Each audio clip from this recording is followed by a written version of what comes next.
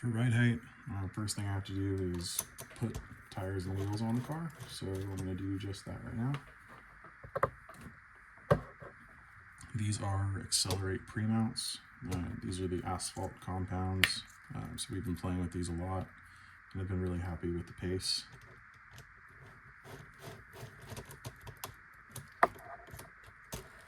So if you tighten the front axle down, you want to make sure that the front wheel spins free. If it is binding up in any way, you want to remove the included axle spacer shims. You don't want your front wheels to be bound up.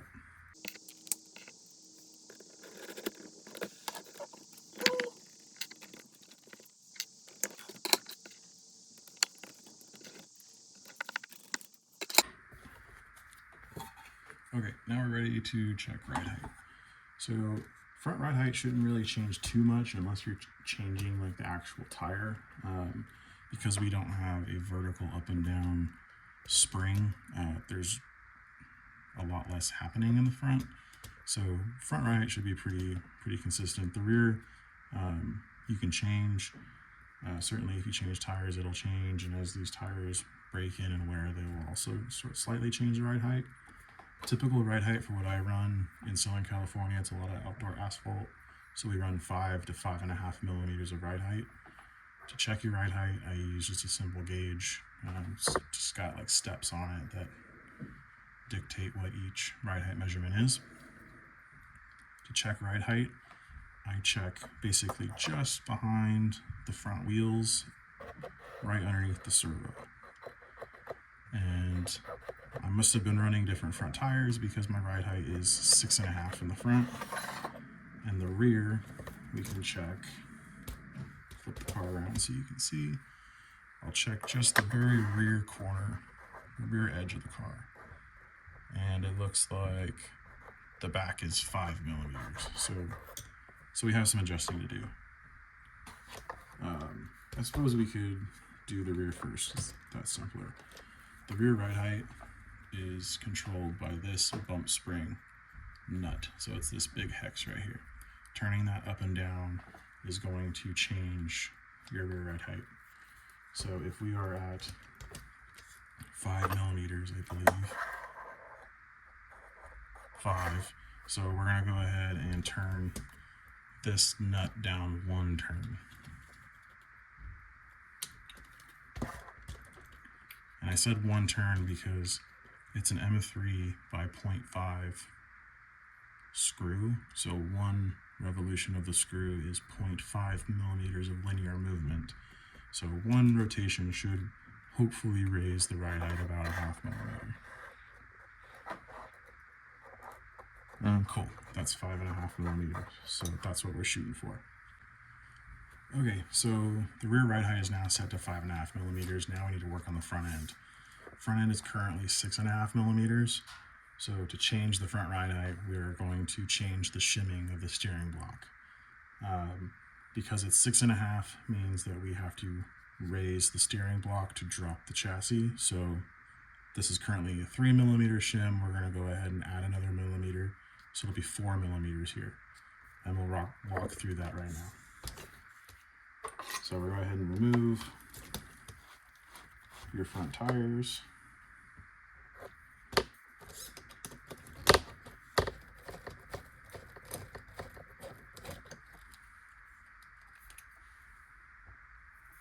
Okay. And then we're going to undo the front screws for the steering block and kingpin. So now that these are loose, we can pull the steering block or the kingpin screw down and pull the steering block out of the way. Now this shim is exposed. So we put that shim back on. That's a 3 millimeter shim. And we can grab a 1 millimeter shim, put that over the top. My fingers are in the way. So now we have both shims on there. Go ahead and put your steering block back on. Okay. And just like the kit, I want to squeeze both of these, the head of the screw and the steering block, you want to squeeze those together as you tighten down this nut. Okay. So we've just raised this spindle 1 millimeter. We'll do the same thing the other side. Okay.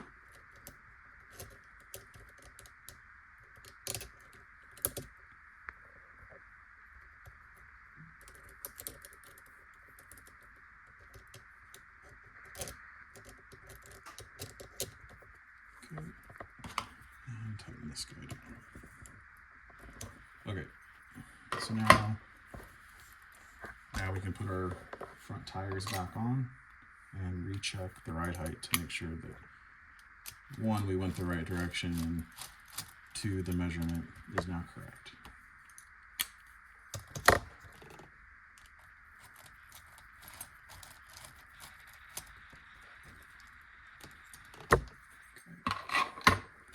Okay. So we'll go ahead, put this back down, give it a pat. And perfect. Now we're at 5.5 millimeters of ride height. Cool. So ride height is now set, done. Next thing we will cover is the chassis tweak and balance of the chassis. So chassis tweak and chassis balance is very important. You want to make sure that the weight distribution from left corner to right corner, vice versa, front to rear, are all pretty well matched. There are some pretty sophisticated tools now to be able to measure all that. These are a set of SkyRC digital gauges that you can put one under each tire, and you can pull up an app and it will display all that information to you. This is really great tool. Because not everybody has this, I want to kind of show an old school way of doing it that doesn't require really any special tools, or doesn't require a phone, and it works pretty well. So if you're in a bind and you want to double check, this is kind of the way I do it without special tools. So that's basically by lifting the front end, but you do it with the head of a screw, and you want to raise the middle, basically raise it by the middle screw. You want to lift up on the chassis. And what you'll see is that if the car is not tweaked correctly, one corner will lift up before the other, or vice versa, one corner will lift up before the other. And then that way you know the car is not pressing on all four corners with equal weight distribution. So we can go ahead and test this car now. So I just take the end of the screw and I basically rest it on the corner of the table, and then use the corner of the table to lift up. So then you just lift up, and it only has to be a couple millimeters. You're trying to see if the car is lifting the same left to right. Let me see if I can change the camera angle. So you can see here. So you're trying to see, and you actually see in this video, it lifts a little bit on the left side first. So to change that, we're going to go ahead and adjust the silicone damper on the side behind the servo. So because this one was raising a little sooner, I'm going to tighten this side down a half turn and loosen the other side a half turn. It's kind of the rule of thumb is whatever you do to this side, you want to do equal but opposite to the other side. And then you just move the suspension around, get it all cycled, and put it all back down and recheck. So you can see that the front end is now lifting at the same exact time. So typically half turn to a quarter turn is kind of what you're looking for. But this is a good way to kind of learn, one, if you have these silicone dampers adjusted correctly, because if one is down like 3 millimeters more than the other, this test will not pass. So it'll be all kinds of weird. So that's a good sanity check, and then just making sure that your car is balanced correctly will just put you in a better place when you put your car down on the track. If your car is not balanced correctly, typically the car can steer differently from left to right. It can want to pull when you apply power, like pull to the left or pull to the right, almost like the steering trim is off. So there's a lot of really good benefits to doing this. And even if your car has been in a really hard hit or accident, it's best to actually redo this test just to make sure that nothing is either super wrong or broken. It's also a good way to find out if something's broken. You know, if a side link is cracked, the spring rate will not be correct, so it will fall to one side super easy. So that's a good way to kind of troubleshoot and evaluate where your car is at.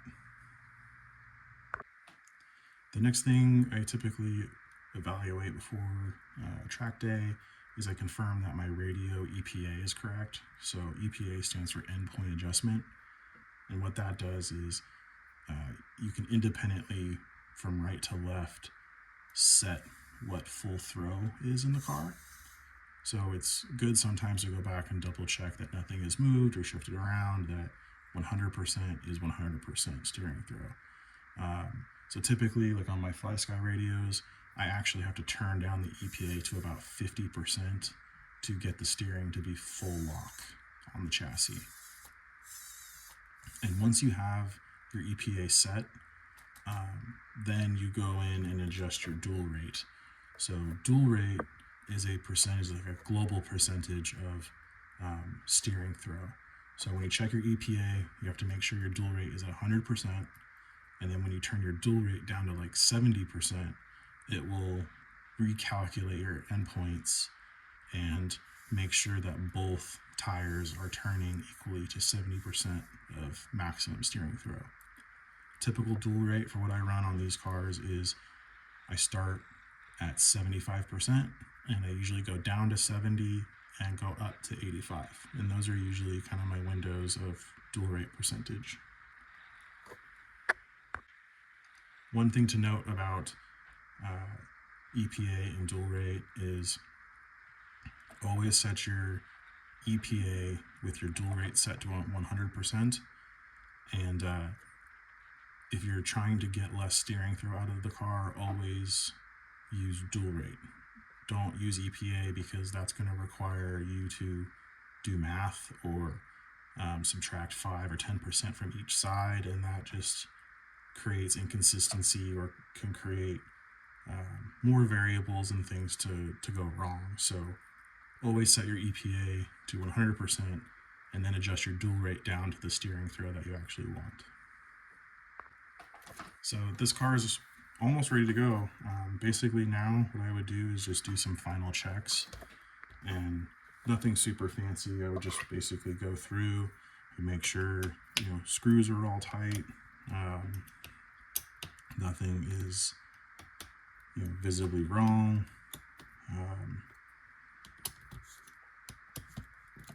We've done kind of all the hard work already. I'll flip this car over. So now it's just making sure screws are down. Nothing seems bent or out of place.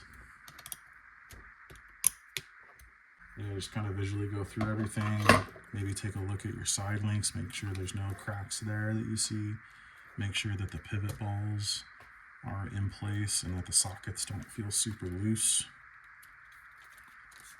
Give your front end a shake. Is there extra camber or extra play that you don't notice before? Look at your silicone dampers. Do those look like they're sitting level? Just kind of one last look through. You go through, make sure your servo saver's tight.